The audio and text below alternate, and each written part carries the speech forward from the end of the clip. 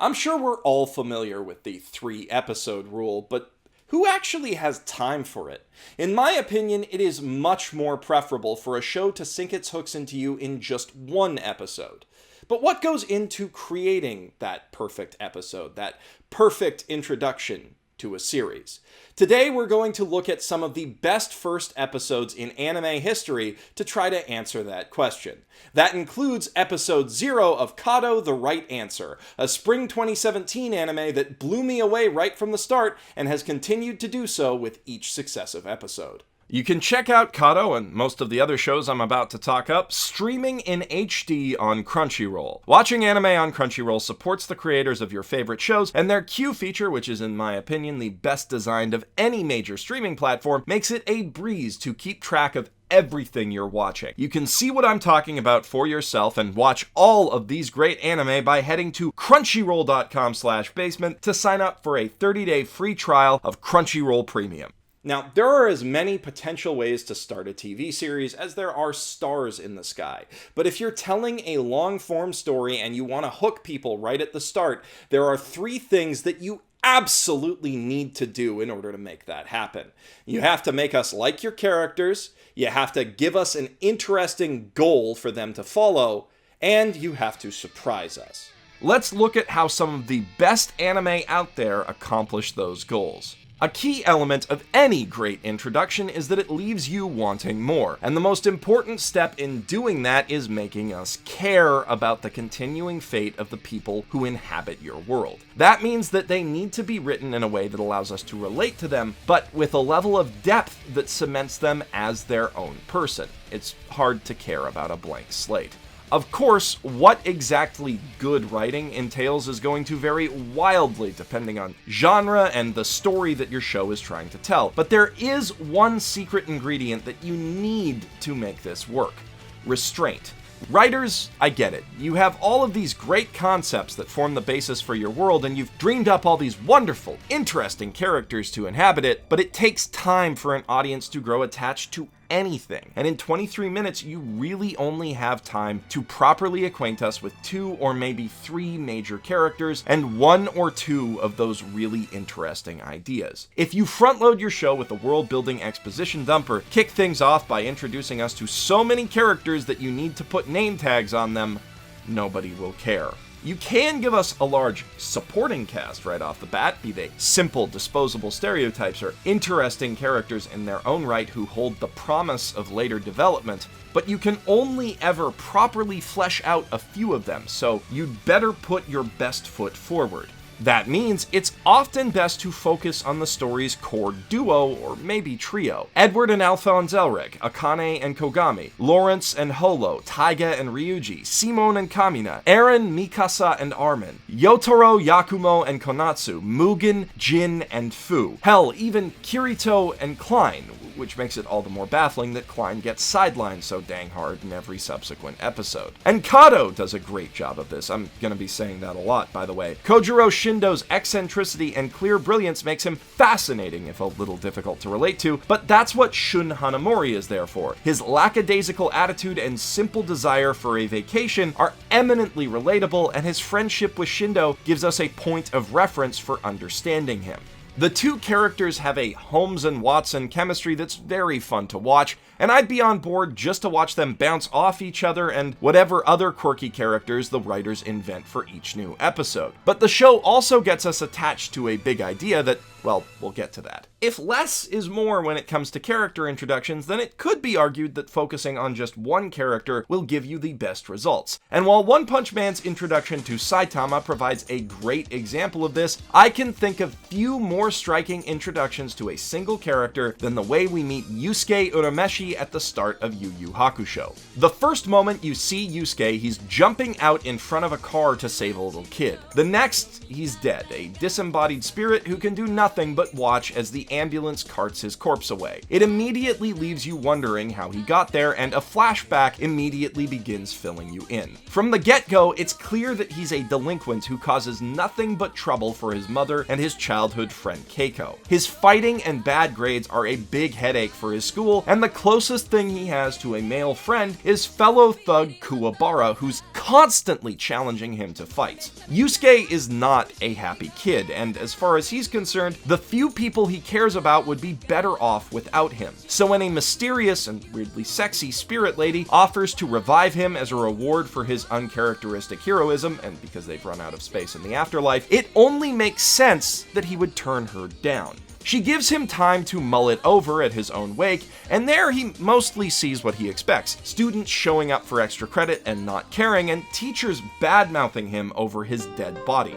But he's taken by surprise when Keiko and Kuwabara are broken down with grief at his passing, and his principal breaks down crying too, mourning his lost potential. And then there's his mother, who's such a wreck that she can't move. All of these people he saw as giving him a hard time were just trying to connect with him, trying to help him do better and be happy. He just couldn't see it. But his death removes all that pretense, and the revelation that those closest to him might be worse off without him gives him a new lease on life.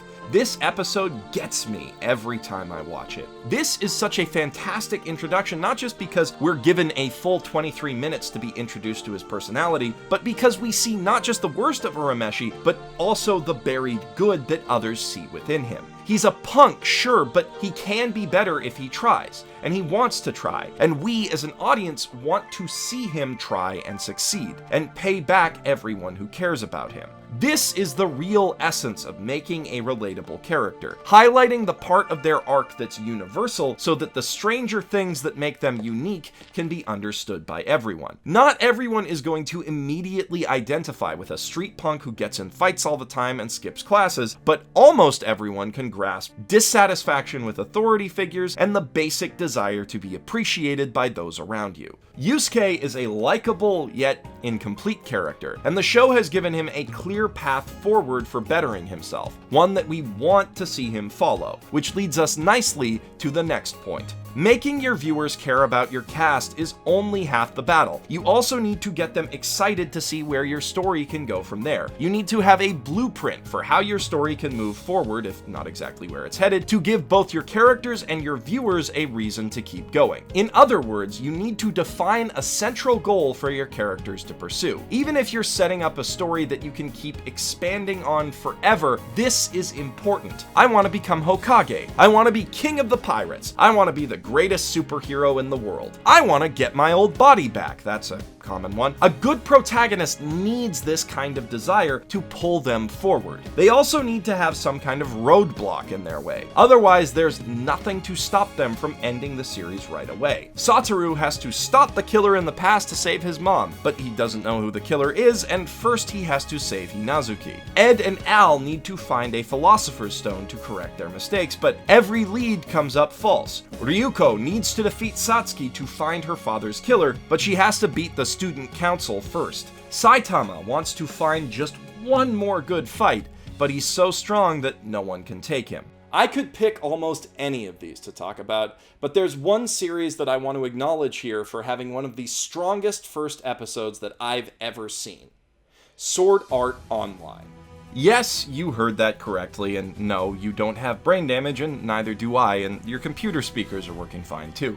SAO is still a terrible anime, but its first episode is really good. So good that it basically tricked me into watching the rest of the series, and that's because of how effectively it establishes a compelling goal for its characters. Kirito, and also 10,000 other people who don't matter because they're not Kirito, becomes trapped in the world's first virtual MMORPG, Sword Art Online. The game's creator, Kayaba Akihiko, has developed a bit of a god complex, and in order to escape, the characters have to clear all 100 of the game's raid dungeons and reach its ending. Oh yeah, and if they die in the game, or someone tries to unplug them, they die in real life. And I mean, theoretically, someone could just stick a lead or possibly even aluminum sheet between the back of their necks and the nerve gear to dissipate the microwaves, but no! Bad Geoff, you're supposed to be nice to SAO this time. You die in the game, you die for real is a cliched cliche at this point. Making fun of it is as played out as doing the trope straight. But I'll be damned if SAO doesn't present it in a unique manner. The horror-inspired camera work and editing here gives the show a real air of menace menace that sets it apart from its contemporaries, and that I really wish it had kept up. In most cases, the idea of being trapped playing a video game sounds kinda cool, to be honest, but SAO leaves no question that its players are gonna have a bad time. It creates a pressing need to get out as quickly as possible, which makes the roadblocks the show sets up that much more intimidating. On the one hand, the actual clearing of the game is a hell of a task that's going to require insane grinding and have an immense human cost. Just look at how much it took to kill one low-level boar in this game. On the other hand, Kirito specifically has the problem that he's an antisocial dork who thoroughly dislikes interacting with other people, as is conveyed beautifully through the contrast between the inconvenient, painful, and dull real world and the vibrant, colorful computer world. Kirito is given a clear goal right at the start of the series and put under immense pressure to complete it. And since his personality hasn't yet been min-maxed out of his stat sheet to make room for more hacking skills, you actually do want to cheer for him. This awkward dork who doesn't know how to make friends is gonna have a tough time of it in this death game.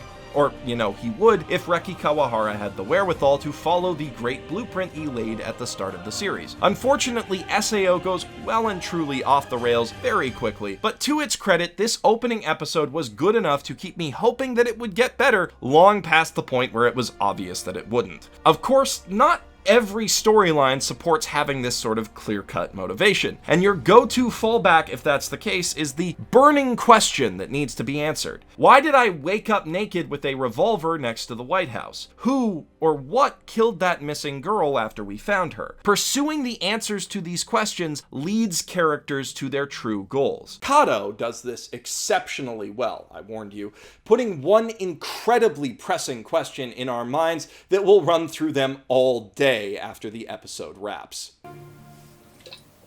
What? What? What? What? But I'm getting ahead of myself. How it does that brings us right into our next point. Last but not least, and also sometimes not last, is the oh shit moment. The moment that changes everything. The scene that makes your audience sit up and take notice. The part that makes them say, oh shit. This is the moment when we realize that the protagonist's journey is going to be much more difficult than they first expected. Or the moment that we as an audience realize that all of our assumptions about the story are wrong. It's the moment that gets our mind racing with questions and makes us eager to see what will happen next. This is the colossal titan showing up out of the blue to kick down the wall. Subaru experiencing his first return by death. The epic Sawano drop that begins Aldnoah 0. This can take many forms. It can be a moment of brutal intensity like Kabaneri's Ikoma curing his zombie bite in the most metal way possible, or seeing the darker side of the civil system laid bare as it drives a latent criminal over the edge and then turns him into pulp. It can be an emotional gut punch that makes you realize, no, you definitely don't have enough tissues for this shit, like the old lady saying a too early goodbye to her robot granddaughter in the first episode of Plastic Memories. Or it can be a simple upending of genre conventions, like Haru declaring his love for Shizuku in the first episode of My Little Monster, the entire cast of Garei Zero getting slaughtered the second they think they're safe, or Saitama turning Vaccine Man into mist right at the start of One Punch Man. And yes, some anime do front-load this reveal, using it to catch your attention right at the start of the story. Eden of the East is a great example. There are few things more attention-grabbing or intriguing than a naked man running up to the White House with a revolver and a cell phone. Many anime stake their entire opening episodes on the power of this one scene, and if it's strong enough, it can totally upend an otherwise mundane introduction. Gakko Garashi seems like a boring, run-of-the-mill, dare I say it, kind of bad moe club show until it's revealed that all the moe shenanigans are delusions that Yuna is using to cope with a full-on zombie apocalypse. That one twist shifts your perspective on the rest of the episode, which is a bit of a slog the first time you watch it, but becomes genuinely brilliant on repeated viewing for all of its subtle deceptions. My favorite oh shit moment in recent memory, and the main reason that I wanted to make this video in the first place, comes from Kado the Right Answer Episode 0. The turn that the story takes at the end of this episode is so monumental and so out of the blue that it leaves your mind racing, wondering what could possibly come next. Kado spends almost the entirety of its first episode's runtime getting you invested in the buddy bureaucrat antics of Kojiro Shindo and Shun Hanamori, and right at the end of this plot it hits you with a twist. The Diet member who brought them on was only trying to shut down the factory because the owner was his old friend and he wanted to buy the land to give him a comfy retirement. This casts the whole plot of the episode in a new light and dramatically changes your expectations for the series moving forward. Shindo isn't simply acting to advance the interests of the government, he uses his power as a negotiator to help everyone he can in the best way possible. You're left expecting an ongoing, possibly episodic and heartwarming storyline that focuses on the human element of government. But, and this is the really brilliant part, that's not actually the oh shit moment. It's more of a oh shit. The episode sets up an extremely interesting, if a little dry, bureaucratic slice of life story. It gets you acquainted with two great protagonists and a very likable supporting cast, introduces the basic ideas of political maneuvering that will likely drive the plot, and tells a self-contained story that sets up a great template for how future episodes might play out. It even has a moment that defies your expectations, albeit a small one, within that narrative. The introduction to the show feels truly complete, so what happens next when they get on the plane is an even greater surprise. As Hanamori and Shindo are waiting for their plane to take off and a new adventure to begin, Hanamori looks out the window and spots a massive 2 cubic kilometer purple box materializing out of the sky like a GameCube from Reboot. Before anyone has a chance to react, the cube descends on the airport tarmac. Shindo's plane is swallowed up, and some weird extra-dimensional energy starts seeping through the walls and distorting reality. As the cube touches down, in a final, incredible shot, the camera pulls out from the airport through the streets of Tokyo until it reaches a massive wide shot of the cube looming over the entire city. Not only does this shot sell the scale of the show, it also makes a vital statement. To this point, the story was all about Shindo and Hanamori. Now it's about how this event will affect all of humanity. And from the next episode on, the show makes good on that promise, delivering a triumphant hard sci-fi first contact tale to rival the best the genre has to offer. And it doesn't even start as a sci-fi show. I love abrupt shifts in genre like this. It really enhances the surreal elements of a plot when the build-up is this realistic. And as for all those whats, the answers we've been given so far are extremely satisfying. The scale and scope of this story and the ideas it presents are well worth experiencing for yourself, even if you've had the first episode spoiled for you by something like this video. And if you have, I'm hoping that it's given you some idea of why I've been so passionately evangelizing for this show. It takes some doing to jump genres like this and stick the landing, and believe me when I say that that's one of the less impressive things about this show. Its incredible direction and wealth of interesting ideas put it neck and neck with recreators as my anime of the season. If you want to give it a shot for yourself or watch most of the other anime that I've highlighted in this video, then you can do so at the link in the doobly-doo on Crunchyroll. By the way, in case you're somehow watching this without knowing what Crunchyroll is a streaming service that lets you watch subtitled anime and J-drama series in full HD the same hour they come out in Japan. Crunchyroll was designed by weebs for weebs and streamlined to make anime as easy to watch as possible. The slick user interface makes it a snap to search for anime by season, genre, popularity, or simple alphabetical order. Or you can hit the random button if you can't decide on one of those. Once you find a show you like, you can add it to your queue, which lets you know exactly where you're at in a series down to the moment you dropped an episode, and can be rearranged with the click of a button. Add to that a bustling online community and a store full of frequently discounted collectibles straight from Japan, and you've got a one-stop shop for everything anime.